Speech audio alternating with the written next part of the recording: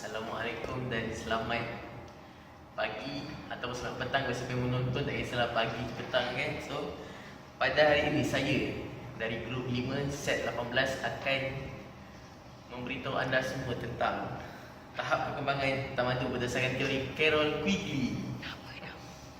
Okay, so tak membuang masa, saya akan start dengan pengenalan. Okay, siapa sebenarnya Carol Quigley ni? Okay, Carol Quigley ni dilahirkan pada 9 November 1910 di Boston, Amerika Syarikat. Dan beliau memperolehi ijazah dan PhD di Harvard University. Hebatkan beliau. Okay, so beliau merupakan pakar sejarah dan merupakan bekas guru kepada Presiden Clinton. Kalau tak silap saya lah. Kalau silap, tolong betulkan. Okay, so beliau dikenali kerana beliau telah mencipta satu teori mengenai tahap perkembangan tamadun. Okay, so melalui teori beliau ni, beliau telah mencipta satu tahap, bukan satu, 7. Okay, ada 7 tahap. Okay, so tahap yang pertama ialah mixture, tahap kedua adalah gestation, tahap ketiga expansion, tahap keempat konflik, tahap kelima universal empire, tahap keenam decay dan tahap ketujuh invasion. So saya, Ahmad Fitri Mika Marzuman, akan menerangkan kepada anda semua tentang tahap 1, 2 dan 3 walaupun dan yang selain tahap saya seperti itu akan diterangkan oleh kawan saya yang lain. Okay, so tanpa masa saya meneruskan dengan tahap yang pertama, iaitu tahap mixture.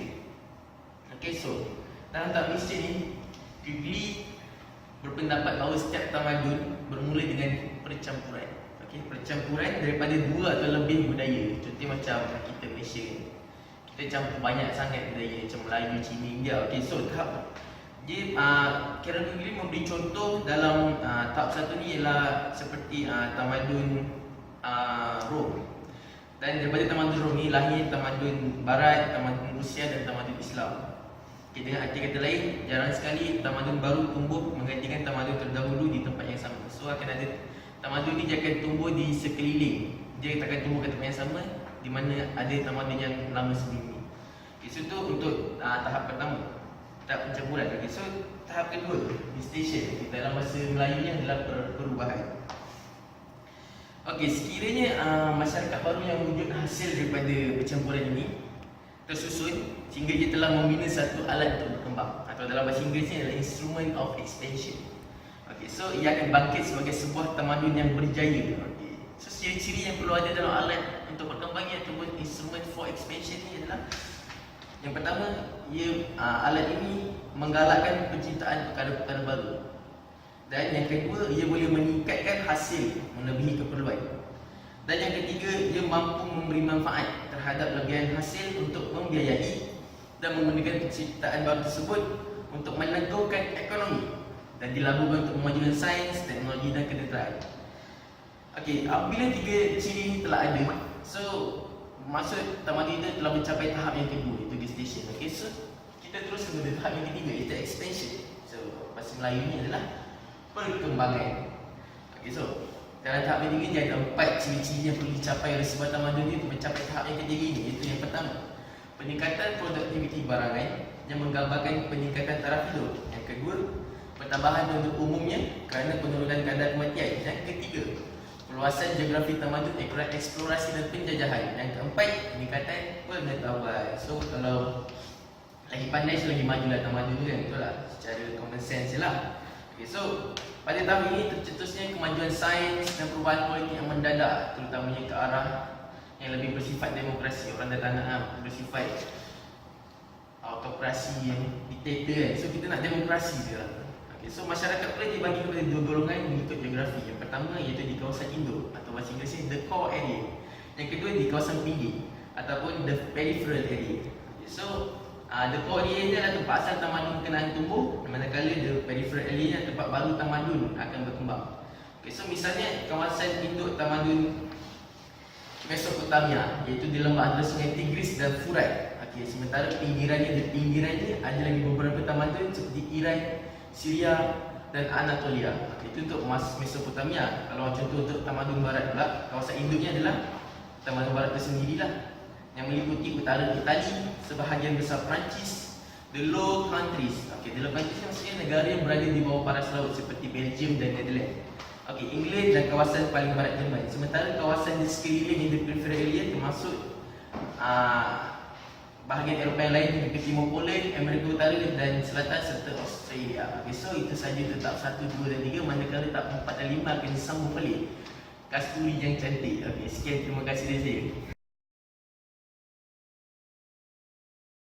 Saya Kasturi Anak Perempuan Vijay Muhammad. Saya akan membentangkan tentang tahap 4 dan tahap 5. Tahap 4 juga dikenali sebagai konflik dan juga dikenali sebagai percanggahan. Tahap 4 merupakan tahap yang kompleks dan kritikal. Pada tahap ini, berlaku kemerosotan dalam perkembangan, kemunculan ketegangan dan konflik kelas terutamanya di kawasan penempatan utama. Pada tahap ini juga, terdapat pertambahan keganasan yang disebabkan oleh peperangan dengan penjajah yang menimbulkan ketidakwarasan, sikap mudah berputus asa, pengalaman kepercayaan tahayul dan penentangan terhadap aspek keduniaan semata-mata. Manakala tahap 5 yang juga dikenali sebagai Universal Empire, dalam Melayu dia dikenali sebagai Empire Sejagat. Tahap ini pula merupakan tahap yang wujudnya dominasi politik oleh satu sahaja. Tahap ini dikenali sebagai zaman keemasan, era keamanan dan kemakmuran. Keamanan boleh diwujudkan selepas ketiadaan perbalaan antara unit-unit politik dan juga tiada lagi pertentangan yang berlaku antara masyarakat yang berhampiran. Kemakmuran pula disebabkan oleh pengairan peperangan dalam masyarakat, perluasan perdagangan antara bangsa dan wujudnya sistem mata wang. Kemajuan dapat dilihat di bandar-bandar utama dan terdapat pembinaan monumen seperti Taman Tergantung Babylon, piramid dan sebagainya. Manakala tahap 6 dan tahap 7 akan dibentangkan oleh Knight.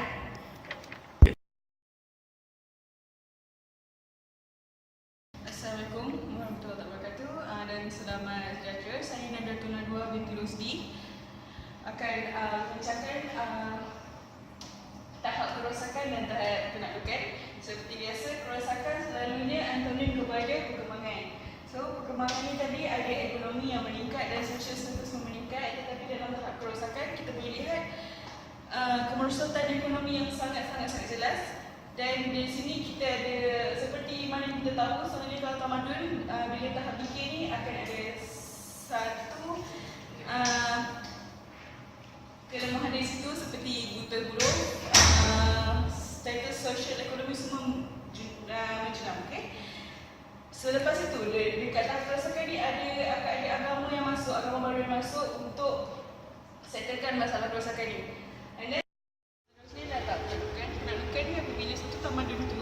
Terdedah kepada tamadun yang lebih kuat, jadi tamadun yang lemah itu ditakluk oleh tamadun yang kuat tu.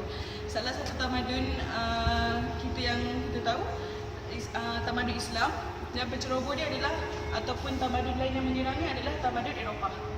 Okey, so saya nak bagi tahu. So kita ada 7, iaitu campuran, perubahan, perkembangan, pencanggahan, empire sejagat, kerosakan dan penaklukan. Ini adalah salah satu level tahap perkembangan tamadun menurut Kara Quigley.